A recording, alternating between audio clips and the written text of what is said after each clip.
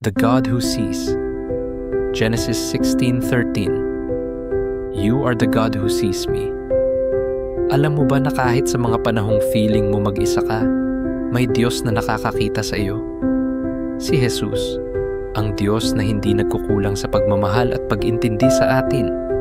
Kahit sa mga pinakamadilim na sandali ng buhay mo, siya ay naroon.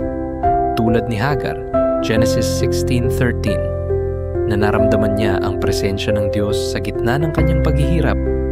Ganun din tayo. Hindi tayo invisible kay Jesus. Alam niya ang bawat luha, bawat pangamba, at bawat hinagpis. Kung ikaw ngayon ay may dinadalang bigat, tandaan mo, hindi ka nag-iisa. Si Jesus ay nakikita ang lahat, at hindi lang siya nakikita, kumikilos siya para sa ikabubuti mo. Ang kanyang pagmamahal ay hindi abstract o malayo. Ito ay personal, malapit, at handang umakay sa iyo sa bawat hakbang. Tara, manalangin tayo. Panginoon, salamat po dahil Ikaw ang Diyos na nakakakita sa amin. Kahit sa mga oras na pakiramdam namin ay invisible kami, alam naming Ikaw ay naroon. Tulungan mo kaming makita ang iyong presensya sa bawat pagsubok.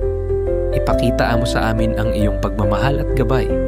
Sa pangalan ni Jesus, Amen.